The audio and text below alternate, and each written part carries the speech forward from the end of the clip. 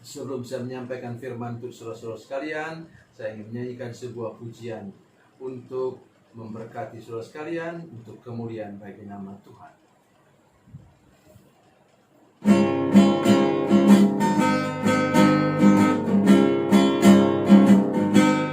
Pergilah kamu ke seluruh dunia, sampai ke ujung bumi. Beritakanlah Injil damai sejahtera, jadikan semua bangsa murid Kristus. Yesuslah yang punya segala kuasa di sorga dan di bumi. Ingatlah Dia ada besertamu senantiasa sampai akhir zaman. Sampaikan kabar kesukaan itu, baptislah semua yang percaya. Ajarlah mereka untuk lakukan firman Tuhan yang telah kau pelajari. Yesuslah yang punya segala kuasa di sorga dan di bumi. Ingatlah Dia ada besertamu senantiasa sampai akhir zaman.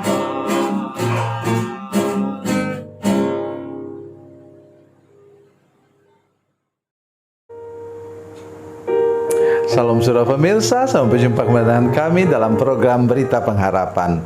Saudara pemirsa, ada satu kata yang sangat tidak enak didengar, ialah rese. Ya. Orang suka sekali mengurus urusan-urusan orang lain. Hari ini kita akan belajar bersama-sama apa pendapat Tuhan Yesus sendiri tentang hal ini. Mari kita berdoa sebelumnya. Bapa, dalam nama Yesus, terima kasih Tuhan untuk firman Tuhan yang luar biasa yang kami dengar, yang tidak biasa yang kami dengar sebentar. Tolong supaya semua jemaat, semua pemirsa yang menyaksikan program ini cepat tanggap dan melakukan firman Tuhan yang sebentar kami dengar. Terima kasih Tuhan, terpujilah nama-Mu, dalam nama Yesus kami berdoa. Haleluya, amin. Saudara pemirsa, mari kita membaca firman Tuhan dari kitab Perjanjian Baru, Injil Yohanes pasal 21. Yohanes pasal 21 ayatnya yang ke-22. Yohanes 21 ayat 22, demikian bunyi firman Tuhan. Jawab Yesus, "Jikalau aku menghendaki supaya ia tinggal hidup sampai aku datang, itu bukan urusanmu, tapi engkau ikutlah aku." Haleluya. Ketika Tuhan Yesus melayani Petrus, memulihkan Petrus, mereka pergi sendiri. Ya, ingat itu bagi para pendeta, hamba-hamba Tuhan. Kalau kita menegur orang, ketika kita menggembalakan orang, tolong jaga baik privasi orang. Ya, rahasia orang jaga baik, jangan diomongkan kemana-mana. Ya, kemudian apa? Karena itu dia bawa sesudah mereka sarapan, ia bawa Petrus, sepertinya mereka sedang jalan-jalan di tepi pantai. Luar biasa. Hikmat Tuhan itu ajaib.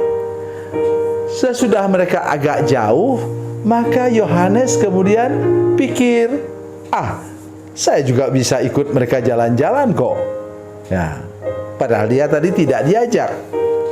Nah, tapi sudah selesai pelayanan konseling Yesus. Maka kemudian ia menyusul mereka.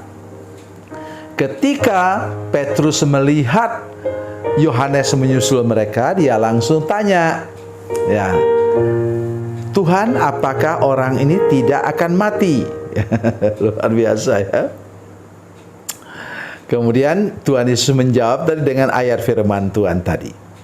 Jika aku menghendaki supaya tinggal hidup sampai aku datang, itu bukan urusanmu, tapi engkau ikutlah aku. Kenapa demikian?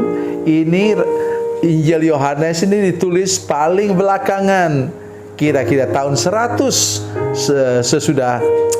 sesudah Masehi. Tahun 100 Masehi. Ya. Jadi dia tahu betul itu pada waktu itu Petrus sudah meninggal. Semua rasul yang lain sudah meninggal. Itu sebabnya dia katakan tulisan ini. Apa yang menarik di sini ialah kata firman Tuhan, itu bukan urusanmu. Hal dia mati atau tidak mati itu bukan urusanmu. Ini yang paling menarik menurut saya, yaitu jangan campur urusan orang lain. Jangan urus urusan orang lain. Biarkan dia berurusan dengan Tuhan sendiri. Itulah yang melahirkan gosip. Ya. Ini hati-hati kita. Rasul Petrus pun seorang rasul yang begitu hebat pun bisa terjebak dalam mencampuri urusan orang lain. Ya, urusan umur itu urusan dia dengan Tuhan. Siapa bisa mengurusnya? Para dokter, para ahli pun tidak bisa memperpanjang umur orang. Oh, saya berkali-kali melihat ada orang yang di mana saya harus buat keputusan bersama dengan keluarganya untuk mencabut semua peralatan karena orang itu secara medis sudah meninggal. Kan dilihat dari batang otaknya kan. Kalau itu sudah mati, ya sudah mati. Ya, jadi yang begitu ya bukan urusan kita lah, saudara-saudara sekalian. Itu urusan dia dengan Tuhan. Nah, sekarang mari kita perhatikan lain. Itu akan melahirkan gosip. Ya, katanya. Ya. Ini bisa melahirkan gosip juga kepada murid-murid yang lain. Katanya itu tidak akan mati loh Rasul Yohanes itu. Karena dia orang yang dekat dengan Tuhan, mengasihi Tuhan. Saudara sekalian, hanya 2 orang yang tidak pernah mati. Satu namanya Henok, dalam nanti silakan baca saudara sekalian dalam Kejadian pasal 5. Kemudian yang kedua ialah apa? Nabi Elia. Ya, nanti silakan baca dalam kitab 2 Raja-Raja pasal 1 dan pasal 2. Jadi itulah saudara-saudara sekalian, mari kita perhatikan ini sungguh-sungguh dalam hidup kita, bahwa jangan mencampuri urusan orang lain, termasuk juga suami istri. Kalau itu bagian wilayah pekerjaannya dia, tanggung jawab dia, jangan dicampuri. Mari kita belajar untuk menghargai orang. Nah, sekarang saya ingin bicara tentang saudara-saudara di gereja. Paling suka itu menggosipkan pendeta, menggosipkan majelis, bisik-bisik lagi. Aduh, katanya itu ibu bendahara itu kurang baik loh sikapnya. Karena itu saya tidak mau lagi kasih persembahan. Itu kesalahan besar saudara sekalian. Kalau toh dia berbuat dosa, itu urusan dia dengan Tuhan. Jangan kita campur-campur. Saudara masih lihat? Pernah lihat saudara sekalian, pernah baca misalnya seorang yang suka campur urusan orang lain akhirnya mati gantung diri. Namanya siapa? Yudas. Nanti saudara bisa baca Injil Yohanes pasal 12 saudara sekalian. Ketika Maria mengurapi kaki Yesus dengan minyak narwastu yang harum, yang mahal harganya itu, Yudas katakan, kenapa tidak dijual 300 dinar dan hasilnya dibagikan pada orang miskin? Itu sikap resek saudara sekalian, campur urusan orang lain. Dan dia ditegur oleh Yesus, biarkan dia melakukannya untuk persiapan penguburanku. Kenapa dia campur tangan urusan orang lain? Dia pencuri, kata Yohanes. Hati-hati kita. berarti ada maksud tersembunyi di balik kita campur tangan urusan orang lain. Oleh sebab itu sekali lagi, uruslah urusanmu sendiri dan engkau akan hidup berkenan kepada Tuhan. Bila engkau tidak mau campur tangan urusan orang lain, itulah hidup yang berkenan kepada Tuhan. Tuhan Yesus memberkati, Tuhan Yesus baik. Mari kita berdoa. Bapa, dalam nama Yesus, terima kasih untuk teguran firman Tuhan hari ini. Tolong hamba-Mu juga Tuhan, sebagai pendeta yang sudah tua, juga termasuk orang-orang lain yang mendengarkan firman Tuhan, terutama kami hamba-hamba Tuhan, supaya kami tidak resek, tidak campur tangan urusan orang lain. Terima kasih Tuhan. Terima kasih untuk firman Tuhan yang luar biasa ini. Dalam nama Yesus, haleluya. Amin.